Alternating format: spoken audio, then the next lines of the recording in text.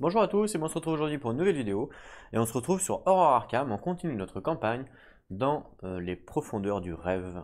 Voilà. Et donc on devait faire l'interlude qui s'appelle Le Chat Noir. Et donc on n'avait pas lu l'interlude et puis j'en ai profité aussi pour mettre les cartes ici des différents upgrades que je vais faire sur les différents personnages. Donc j'y ai réfléchi évidemment avant. Mais avant ça, on va d'abord lire l'interlude Le Chat Noir. Donc l'interlude Le Chat Noir, il est pour tout le monde, hein. On a les deux investigatrices qui sont dans le rêve et les deux investigateurs qui sont dans le monde réel, mais l'interlude, il est pour tout le monde. Alors, on nous dit que si on joue la campagne dans le cas d'une campagne en 8 parties, ce qui est le cas, il faut faire le Chat Noir 1. Par contre, si on joue indépendamment la campagne B, il faut faire le Chat Noir 3. Donc nous, c'est bien une campagne de 8 parties. Donc après le scénario 1A, les rêveurs voyagent au-delà des bois enchantés. En sortant des bois enchantés, vous traversez des plaines verdoyantes sous un ciel bleu immaculé. Durant votre voyage vers le sud, vous discutez pendant plusieurs heures avec l'homme blond qui se présente comme étant Randolph Carter. Vous passez devant une ville que Randolph appelle Nir et sur un pont de pierre qui surplombe un grand fleuve. L'homme s'avérant amical et instruit sur ce monde comme sur le vôtre. Vous lui expliquez la situation. Vous avez suivi les récits d'un dénommé Virgil Grey pour atteindre cette étrange contrée afin de vérifier la véracité de ces histoires. Il existe un lieu appelé Ultar où vous pouvez peut-être rencontrer cet homme vous-même. Répond Randolph. Quand nous entendrons Ultar, je vous montrerai. Délimité par une route séparant ces fermes pittoresques et des vraies prairies qui s'étendent au-delà, la ville d'Ultar est différente de ce que vous imaginez. Ces rues pavées pullulent de toutes sortes de chats qui s'écartent à votre approche. Les anciens toits pointus des étages supérieurs surplombent des ruelles vallonnées. Le village tout entier ressemble à un amas désordonné de maisons et de boutiques moyenâgeuses. Une fois sur la place située au centre de la ville, Randolph s'arrête et s'adresse à vous avec un grand sourire. Bienvenue à Ultar, proclame-t-il. Comme je le disais plus tôt, vous êtes en sécurité ici. Il y a cependant une loi essentielle à respecter lorsque vous traversez la ville. À Ultar, nul n'a le droit de tuer un chat. Étant donné le nombre impressionnant de félins dans la ville, vous ne pouvez vous empêcher de vous demander à voix haute si la ville est dirigée par les chats. Pas vraiment, répond Randolph, d'un air songeur. Mais je suppose qu'on peut dire qu'Ultar est le centre de la société féline des contrées du rêve. La raison d'être de cette loi est une histoire que je vous raconterai une autre fois. Allez, venez, j'ai l'intuition que nous trouverons votre gras Virgile chez Hénard. Randolph vous fait traverser la grande place entourée de bâtiments décorés à l'effigie des chats, des statues, des enseignes et même des vitraux. Vous parvenez finalement à un bâtiment où une pancarte indique « Chez Hénard ». L'intérieur ressemble à une taverne, médiévale remplie de longues tables en bois, où se trouvent plusieurs clients et au moins 3 fois plus de chats. Accoudé au comptoir, un individu donne des petites lanières de viande séchée à l'un des félins. C'est un homme séduisant, d'une trentaine d'années, avec les cheveux noirs et courts, de fortes mâchoires et des pommettes marquées. Vous reconnaissez instantanément l'écrivain Virgil Grey. Vous vous demandez inconsciemment dans quelle mesure cette rencontre fortuite est un coup de chance ou quelque chose de prédestiné. Pour le meilleur ou pour le pire. Ensuite, quoi qu'il en soit, vous approchez de l'homme pour vous présenter, suivi de Randolph. Virgile donc serre votre main et celle de Randolph avec un sourire joyeux. Bienvenue, confrère rêveur, dit l'écrivain. Une pointe d'excitation tout enfantine dans la voix. C'est un tel bonheur de rencontrer d'autres croyants. Lire les articles sur ces soi-disant troubles finit par me rendre malade à force. Vous acquiescez et informez Virgile que vous avez l'intention de trouver des preuves de sa découverte à rapporter dans le monde réel, dans le monde de l'éveil. Vous croyez que je n'ai pas déjà essayé rétorque-t-il contrarié. Il est malheureusement impossible pour quelqu'un d'endormi d'emporter quoi que ce soit de ces contrées vers le monde réel. Tout n'est qu'imagination.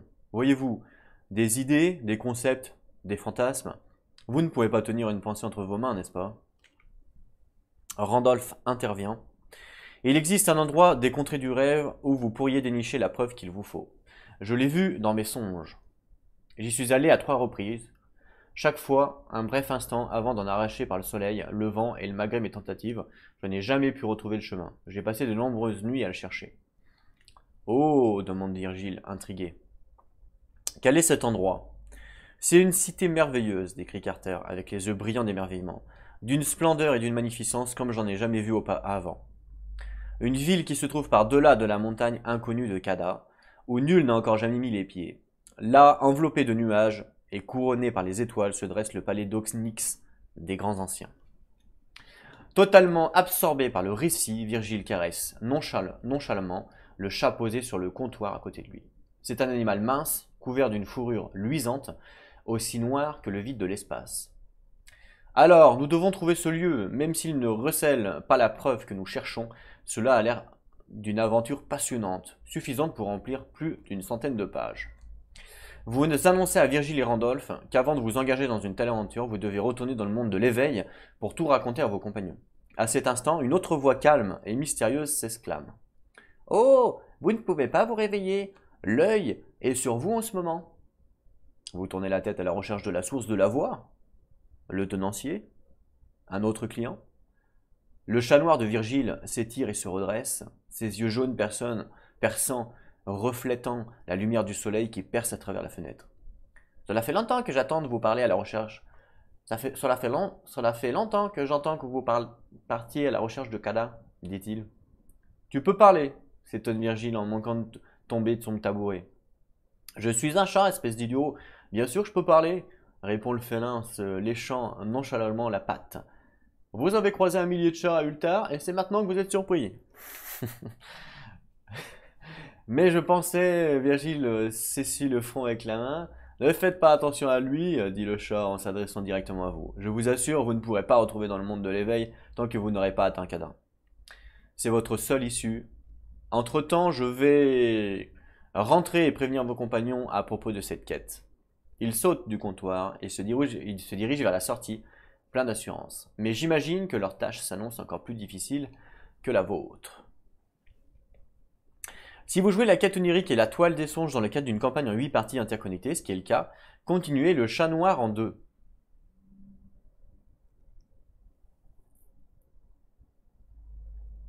Sinon, ok, donc nous on s'en fout. Donc le chat noir en 2. Avez-vous un message pour vos amis dans le monde de l'éveil? Donc l'investigateur principal doit décider.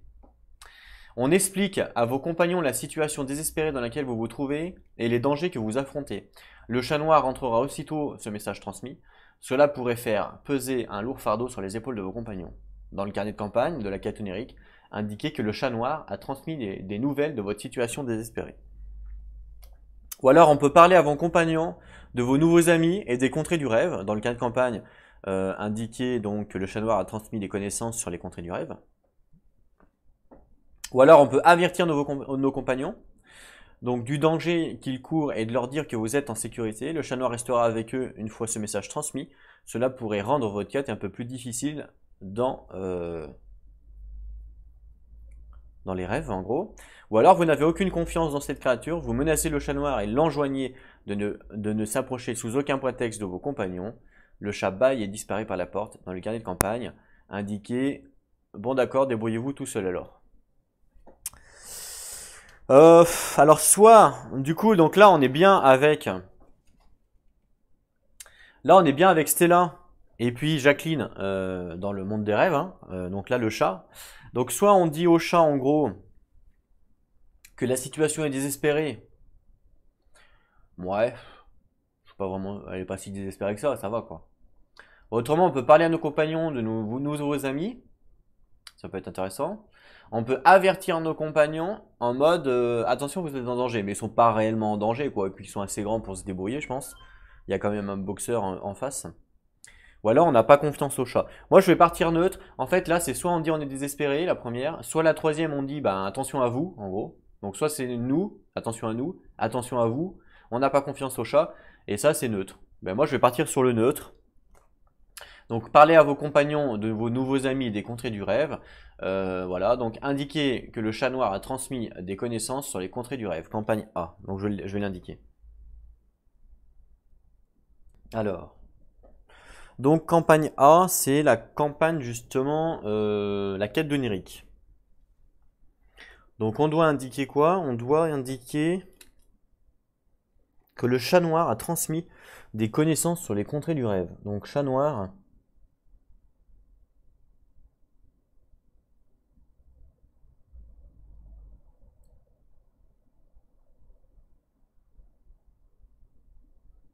Donc a transmis des connaissances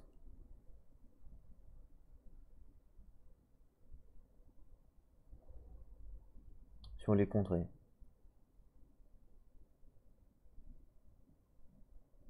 Voilà. Ok. Faut pas que ça s'efface, non, ça a l'air bon. Je vais laisser sécher un peu. Alors ensuite, continuer, donc là on a choisi, continuer le chat noir 3. Le chat noir 3. Après le scénario 1B, les investigateurs font une rencontre à l'extérieur de l'hôpital Saint-Marie. Vous devez être leurs amis, dit une voix énigmatique provenant d'en haut. À votre plus grande surprise, elle n'appartient pas à une personne, mais à un chat noir, paresseusement étendu sur la branche d'un arbre qui borde le chemin à l'extérieur de l'hôpital. Oh, accrochez-vous aux mâchoires et écoutez, le félin se laisse tomber sur une clôture qu'il se met à arpenter avec la grâce propre à ceux de son espèce. C'est l'un des chats des contrées du rêve de la Terre, déclare Randolph.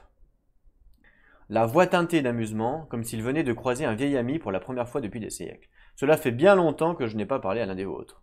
Les yeux jaunes et perçants du chat fixent Randolph pendant un moment, puis se retournent vers vous. Oui, quoi qu'il en soit, j'ai un message de la part de vos amis rêveurs. Vérifiez le carnet de campagne. Choisissez, lisez le texte qui correspond. Donc nous, on a choisi que le chat noir a transmis des connaissances sur les contrées. Donc si vous avez joué indépendamment, non. Si le chat noir a transmis des connaissances sur les contrées du rêve, oui, donc ça c'est ça. Donc je vérifie quand même les autres. Non. Non. Non. Donc c'est bien celui-là. C'est bien celui-là. Le chat noir vous parle des contrées du rêve et de la quête de vos compagnons qui s'apprêtent à entreprendre. Vos amis sont dans un lieu sûr des contrées. D'autres humains les accompagnent. Mon humain familier Virgile est l'un d'entre eux. Oui, sur ce Virgile-là, j'ai lu la question sur votre visage. Ils sont également avec un autre rêveur, un homme appelé... attendez un instant. Le félin se retourne vers Rodolphe et laisse échapper un bâillement. Vous savez quoi? Oubliez ça. Je dois vérifier quelque chose. Sur ces mots, il disparaît. Dans les deux carnets de campagne indiqué que le chat noir a eu un pressentiment. D'accord. Mais en fait, Randolph, j'ai l'impression qu'il est autant avec nous dans le monde réel qu'avec eux dans le monde... C'est bien Randolph qui les accompagnait aussi. Non? Oui, oui, Randolph intervient. Mais je pense que c'est peut-être Randolph... parce que là, il s'est réveillé. Donc peut-être qu'il s'est réveillé, il est avec nous, ouais, je sais pas. C'est bizarre, en tout cas. Parce que si c'est le même Randolph, bah, il aurait dû nous dire, bah, j'ai vu vos potes, quoi. Parce qu'il leur a parlé. Alors qu'il nous l'a pas dit, c'est quand même chelou, je trouve. Donc je vais quand même indiquer. Mais j'ai pas trop confiance en ce Randolph là, du coup. Parce qu'on imagine si pendant notre voyage dans les rêves, il y avait ce Randolph, donc on se retrouve dans la ville, hein, dans la ville d'où il y a tous les chats. euh, on boit un coup, enfin on boit un coup, on va dans le pub, là, je sais pas quoi. Il nous parle du coup, et après on parle au chat et le chat s'en va. Et du coup, dans le monde réel, nous on réveille Randolph. On arrive à le réveiller dans la chambre. On nous explique qu'il se réveille, qu'il s'est réveillé il y a pas longtemps. Donc peut-être qu'il était avec eux. Après il se réveille, mais il nous dit pas, bah tiens, j'ai vu vos copains quoi. Enfin, il nous dit rien, il nous dit pas j'y suis allé quoi. Donc c'est un peu chelou quand même. Enfin, c'est pas que c'est chelou, mais Randolph il me paraît un peu bizarre. Donc indiquer que le chat noir a eu un pressentiment.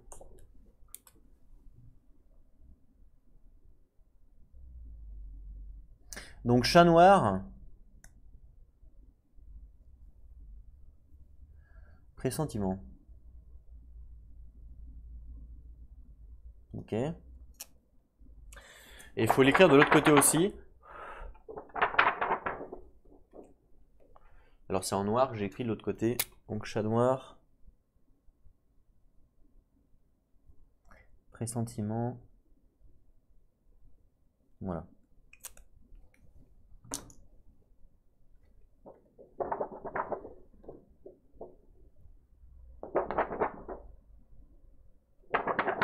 Ok. On va laisser sécher. Ensuite, une fois le passage concerné lu, si vous jouez la quête onirique et la toile des songes en tant que campagne interconnectée, continuez soit au chapitre 2A, à la recherche de Kada, soit au chapitre 2B, 1000 nuances d'horreur. Donc nous, on joue en tant qu'interconnecté. Et donc on peut jouer soit l'un ou soit l'autre. Et voilà pour l'interlude. Voilà, bah c'était sympa. Franchement, cette petite histoire, vous avez vu ça, ça vous met un petit peu l'eau à la bouche, on va dire, hein, du jeu. C'est quand même sympa, hein. Il y a pas mal de fluff, on se croit dedans et tout. C'est vraiment, vraiment sympa. C'est une très jolie histoire. En plus, c'est des dévoreurs de rêves, c'est plutôt cool. Je vais vous parler donc maintenant des decks, des upgrades de decks que j'ai fait par rapport aux points que l'on a gagnés. Donc je vous rappelle que Stella et Jacqueline, elles ont gagné toutes les deux 10 points.